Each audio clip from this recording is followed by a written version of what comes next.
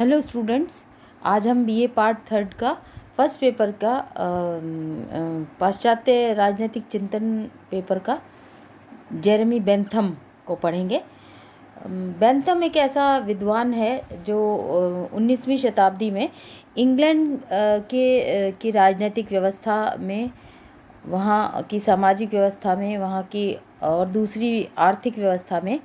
एक सुधार की बात करता है कि जीवन में, मानवीय जीवन में नैतिकता का क्या, नैतिकता की कितनी उपयोगिता है। और उसने कुछ नैतिकता की जो प्रचलित जो धारणाएं थीं उनके अगेंस्ट में कुछ एक उपयोगिता को आधार मानते हुए उसने उपयोगितावादी सिद्धांत को स्थापित किया, या हम कहें कि उसने राज्य में नैतिकता का जो अर्थ है उसको उपयोगिता के आधार पर लिया। जैसे हमने देखा कि 17वीं शताब्दी में जो सामाजिक समझौतावादी सिद्धांत थे वो भी एक प्रकार से कहीं ना कहीं उपयोगितावादी परंपरा के आधार को रख रहे थे। उसमें मनोवैज्ञानिक भौतिकवाद भी शामिल था, और कि वो एक आदिम समाज से सभ्य समाज की स्थापना कैसे हुई। तो हॉब्स लॉक रूसो का जो एक सिद्धांत है, सामाजिक समझौता सिद्धांत, उसमें राज्य की उपयोगिता में भौतिकता का क्या महत्व है, ऐसा एक आधार उसमें लिया गया। बेंथम का जो उपयोगितावादी सिद्धांत है, वो उपयोगितावादी सिद्धांत नैतिकता के जो परंपरागत दृष्टिकोण है उसको स्वीकार नहीं करता, वरन एक नए सिद्धांत को, एक नई परंपरा को स्थापित करता है। और बेंथम का मानना है कि जो नैतिकता है या जो उपयोगितावादी सिद्धांत है उसके चिंतन का एक मूल आधार है। जैसे उसने एक वाक्य दिया है, जो एक हम कहें कि एक उपयोगितावादी सिद्धांत का एक स्लोगन है, the greatest happiness of the greatest number, है ना। राज्य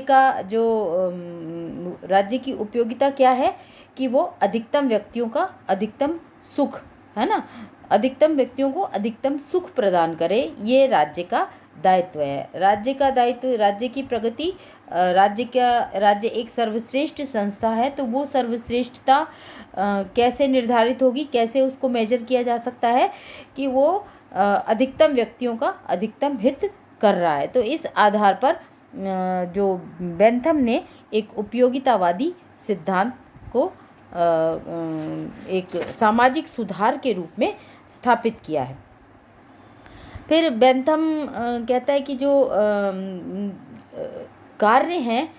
कार्य के साथ साथ उसका जो परिणाम है वो ज़्यादा महत्वपूर्ण है ना। जैसे हम कहें कि जो कोई भी हम ऐसा काम करें जिससे हमें दुख मिले, तो वैसा वो काम नहीं करना है। ऐसा काम किया जाए जिससे हमें सुख की अनुभूति हो, और जो हमारे लिए उपयोगी है वो सही है, और जो हमारे लिए दुख देता है, जो बुरा है, जो गलत है, वो हमारे लिए अनुपयोगी है ना। तो इसलिए बेंथम ने एक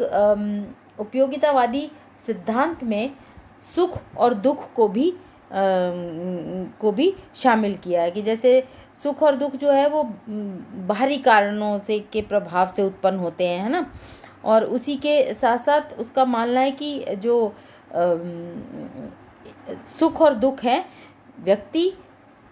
उसका जब अनुभव करता है तो अनुभव करने की जो एक शक्ति होती है आंतरिक, वो भी अलग अलग प्रकार की होती है ना। तो इसलिए बेंथम उसकी वो संवेदनशीलता के आधार पर, परिस्थितियों के आधार पर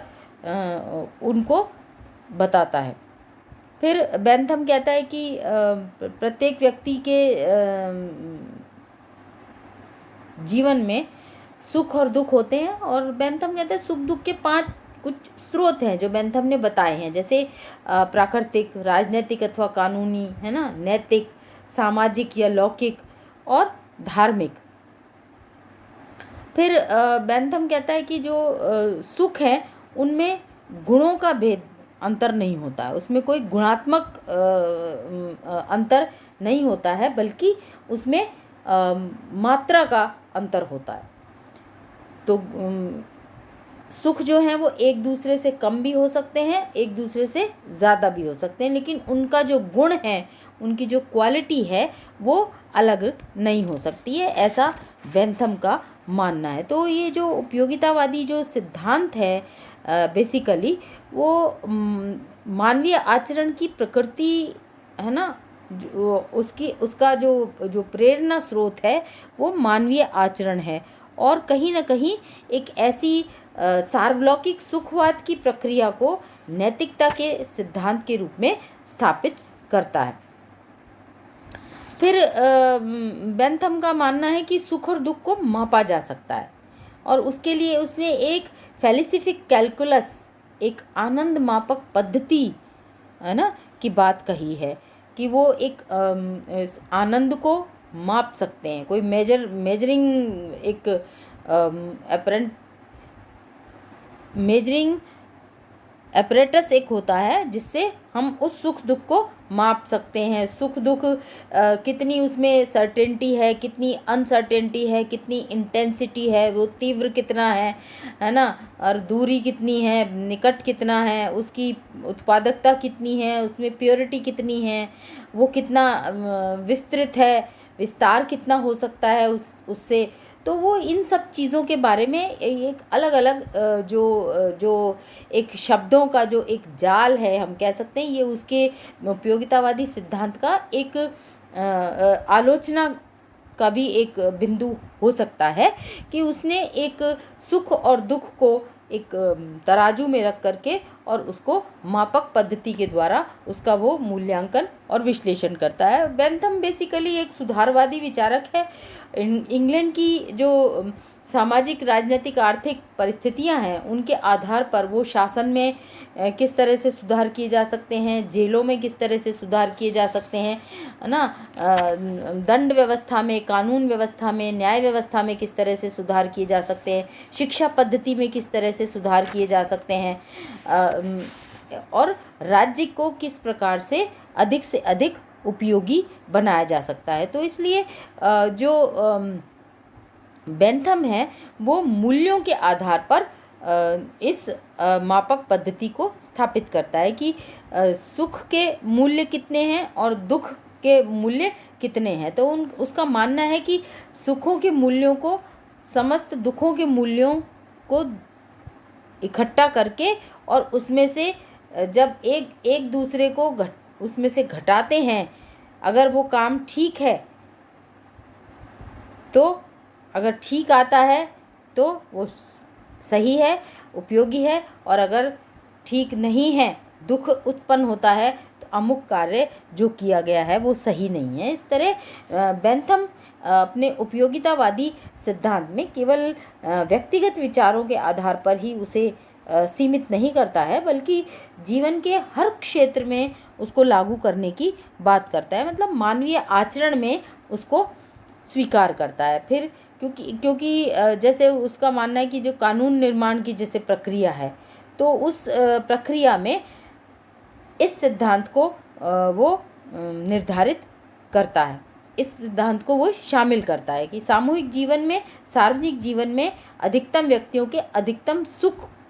को कैसे निर्धारित किया जा सकता है। इसलिए बेंथम का जो उपयोगितावाद है वो एक यूनिवर्सल थ्योरी पर आधारित है, जिसमें मानवीय आचरण भी है, जिसमें नैतिकता भी है, जिसमें कहीं ना कहीं कुछ यूनिवर्स में शामिल होने वाली कुछ ऐसी चीज़ें हैं जिससे जो मानवीय संबंधों का संचालन करते हैं, और उस संबंधों को